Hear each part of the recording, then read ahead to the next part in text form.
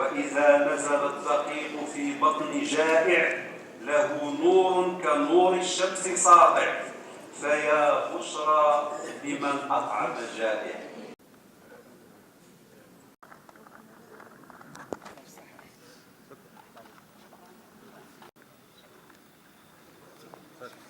نلتقي في هذه الندوة المباركة في هذا المكان، مقر المجلس العلمي المحلي للرباط، من أجل أن أقوم بتوزيع مؤونة رمضان، توزيع قفة رمضان على الإخوة والأخوات الذين يستحقون هذا العطاء الذي أمر الله به سبحانه وتعالى في كتابه العزيز، فقال: وقول الحق وفعلوا الخير لعلكم تفلحون.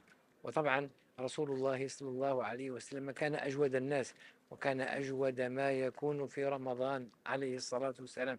لذلك جاءت هذه البادرة تبعا لما سنه أمير المؤمنين جلالة الملك محمد السادس حفظه الله من توزيع قفة رمضان على الفقراء المساكين والمعوزين والمحتاجين، من أجل مشاركتهم في فرحتهم بإطعام الطعام. وخير ما يفعله الإنسان المحسن هو إطعام الطعام، لأن الإطعام فيه من الثواب ما لا يعلمه إلا الله، خصوصا في هذا الشهر الفضيل، شهر رمضان، الذي هو متجر من متاجر الآخرة، هو سوق من أسواق الآخرة يتجر فيه المحسنون مع الله سبحانه وتعالى. ما علينا إلا أن نشد على أيدي كل من ساهم في إنجاح هذه البادرة الطيبة وهذه الطريقة الحسنة التي تنبع من حب الإنسان لأخيه الإنسان،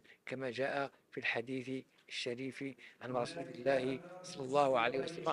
ونسأل الله سبحانه وتعالى أن يوفقنا جميعا لما يحبه ويرضاه، آمين. وآخر دعوانا أن الحمد لله رب العالمين. طبعا بعدما أطلق مولانا أمير المؤمنين جلالة الملك محمد السادس حفظه الله يوم الاثنين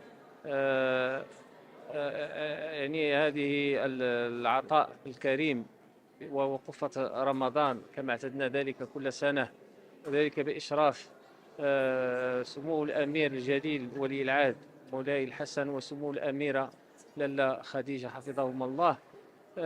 جاءت هذه المبادرة التي هي كذلك مبادرة سنوية من المجلس العلمي المحلي للرباط والمجلس العلمي الجهوي لجهة الرباط سلا القنيطرة لإطلاق هذه المبادرة التي يشارك فيها ثلة من المحسنين والمحسنات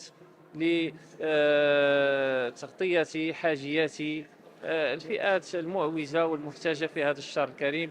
ولا شك أن رسولنا صلى الله عليه وسلم سيد الخلق وحبيب الحق قد دعا إلى الإحسان في هذا الشهر الكريم، وهو من كان أجود الناس، وكان أجود ما يكون في شهر رمضان.